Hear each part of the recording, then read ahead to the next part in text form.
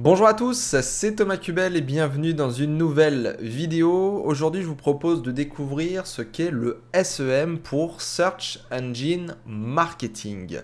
Alors le SEM, c'est en fait l'addition entre le SEO et le SEA et il est extrêmement important de connaître ce qu'est le SEM avant de commencer à parler de SEO justement.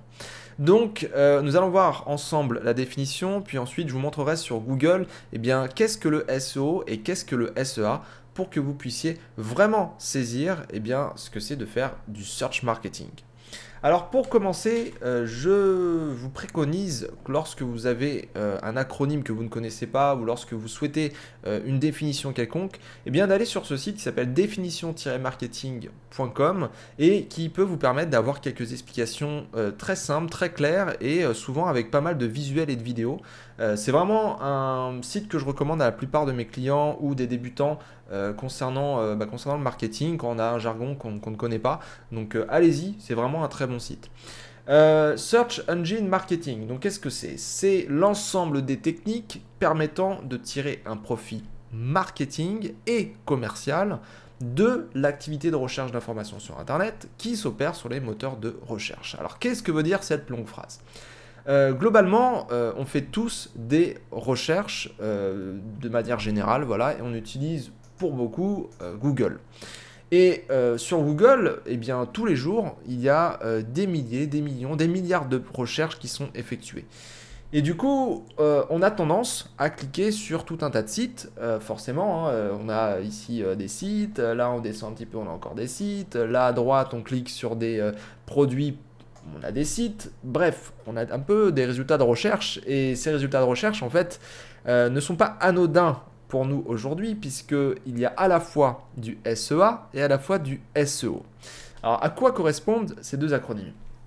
Le SEA, c'est en fait un acronyme pour Search Engine Advertising. Donc, c'est globalement faire ou utiliser la régie publicitaire d'un moteur de recherche pour afficher de la publicité pour son site.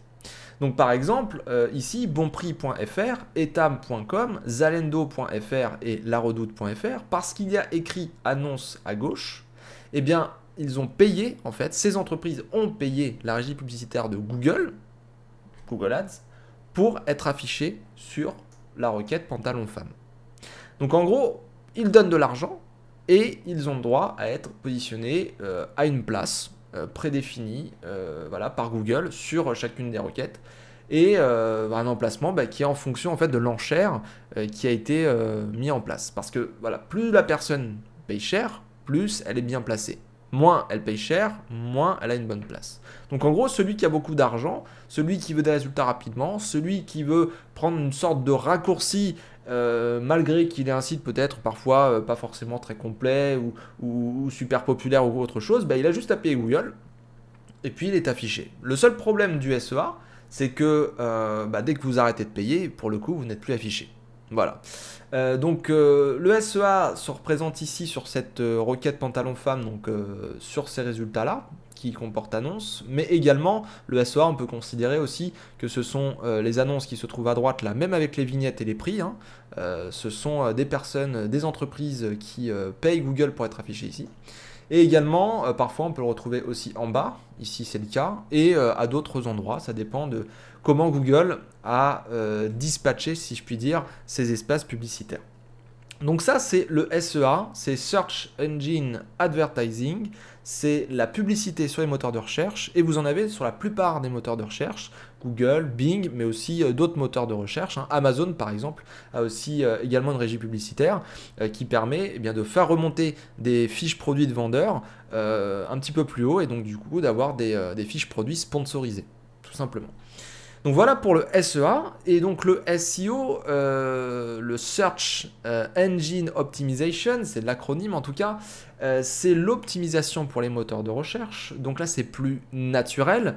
En fait, le moteur de recherche, si vous avez vu ma vidéo sur le fonctionnement d'un moteur, eh bien, le moteur de recherche Google va sur tout un tas de sites, tous les sites du web, il parcourt voilà, les liens, il va les sites, il découvre de lien en lien et de page en page, il va essayer de récupérer des informations sur ces contenus, il va essayer d'étudier un petit peu selon différents critères si un résultat est pertinent ou pas, il va essayer de calculer la popularité, il va essayer de regarder les comportements aussi des gens vis-à-vis de ce site, pour une requête donnée, etc., etc. Et il va faire un classement. Et ce classement, en fait, vous le trouvez aussi également sur Google.